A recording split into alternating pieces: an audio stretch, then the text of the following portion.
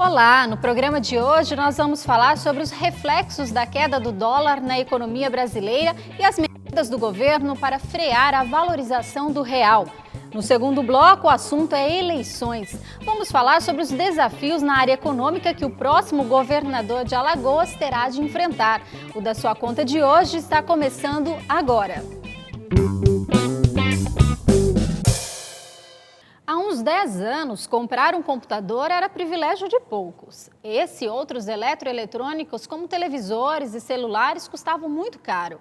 Hoje a situação é bem diferente. Além do preço mais baixo, as facilidades de pagamento fizeram com que esses produtos se tornassem mais acessíveis a grande parte da população. E essa diminuição dos preços é, em parte, reflexo da queda do dólar, que no início dessa semana fechou a R$ 1,66. E é sobre a desvalorização do dólar que eu converso agora com o economista Fábio Guedes. Olá, Fábio, tudo bem? Olá, Maria, tudo bem? Bom, dólar barato é bom para o consumidor, agora para a economia, nem tanto, não é? Nem tanto, Maria. Há grandes problemas porque, no caso do dólar muito barato, pode até diminuir o custo do consumo para o consumidor em geral no Brasil. Mas traz muitas consequências, principalmente para os setores industriais brasileiros. Por quê? Porque a importação de produtos muito baratos, de forma artificial, porque os preços deles estão baixos, acaba afetando a produção interna. E essa preocupação que as autoridades econômicas do Brasil estão tendo. Porque, na verdade, o que está acontecendo? O que é que está puxando o dólar para baixo? Há uma fuga de capital, principalmente do mercado americano, porque todos os ativos, tanto financeiros como reais, nos Estados Unidos estão caindo, porque o dólar está se valorizando, porque os Estados Unidos está fazendo uma manobra econômica para ganhar mercado com suas exportações, e isso está afetando o mundo inteiro. Então, a riqueza financeira mundial está se destinando àqueles países onde tem taxas de juros mais elevadas e que pode remunerar esse capital que estava nos Estados Unidos. Então, como está entrando muito dólar no Brasil, aí o que acontece? A oferta de dólar é muito alta, troca-se por real e o real se valoriza. E isso acaba afetando a indústria nacional. Agora, isso é um caminho sem volta? Hoje o dólar está bem barato, mas a gente corre risco de no futuro esses mesmos produtos voltarem a ter um valor mais alto ou não? Ah, sim, não. Veja só. Caso o governo, como ele está fazendo agora, tome atitudes para poder conter essa queda absurda do dólar, porque quanto mais o dólar cai, afeta nossas exportações. Ou seja, no caso, nossos produtos ficam mais caros lá fora e as importações ficam mais baratas. Então, o que acontece? Se as exportações são afetadas do Brasil, você pode gerar desemprego. Então, o desemprego é muito mais grave do que, por exemplo, você evitar que isso aconteça e os produtos importados ficam um pouco mais caros. Bom, e para conter a valorização do real, o ministro da Fazenda, Guido Mantega, aumentou de 4% para 6% a alíquota do Imposto sobre Operações Financeiras, o IOF, nos investimentos estrangeiros em renda fixa.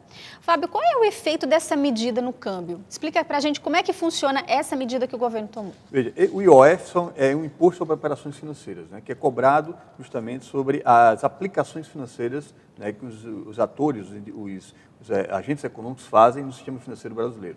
Então, como está entrando muito dólar no Brasil, justamente dólar que tem uma objetividade de curto prazo, de remunerar-se, de se valorizar, principalmente no mercado financeiro, então o governo está tomando atitudes para que esse capital que entra, ele permaneça mais tempo. Porque se houver qualquer mudança no cenário internacional, esse dólar que entra, ele pode sair. Então, em vez de você ter uma valorização do real, você tem uma desvalorização muito alta. Então, isso pode afetar o câmbio brasileiro e afeta as outras variáveis econômicas, tipo a inflação. Então, por isso que o governo aumentou o IOF para que esse capital de curto prazo, que só vem especular no Brasil, ele permaneça mais tempo. Porque se ele sair muito mais rapidamente, ele vai ter prejuízo. Agora, muitos economistas acreditam que essa medida, a curto prazo, é insignificante, que existe alguma outra alternativa para o governo? Veja, outra alternativa que outros países já adotaram e vem adotando há muito tempo, que é o controle de capital, ou seja, você controlar a entrada e a saída de capitais, não deixar livremente que isso aconteça. Então, uma forma de controle, por exemplo, é você criar incentivos para que o capital permaneça aqui.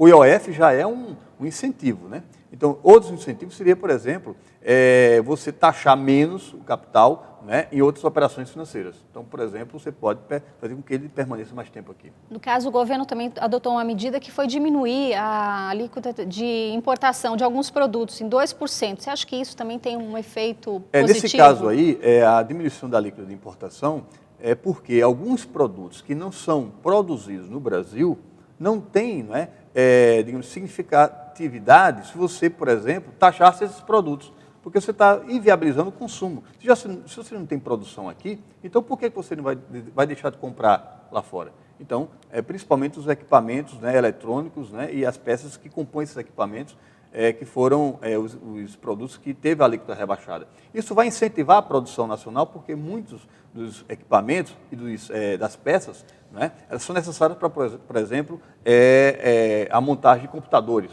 Então, nesse caso, você pode até baratear a fabricação do computador no Brasil. E no próximo bloco, a gente fala sobre os desafios do próximo governo na área econômica. O Da Sua Conta volta logo depois do intervalo. Até já!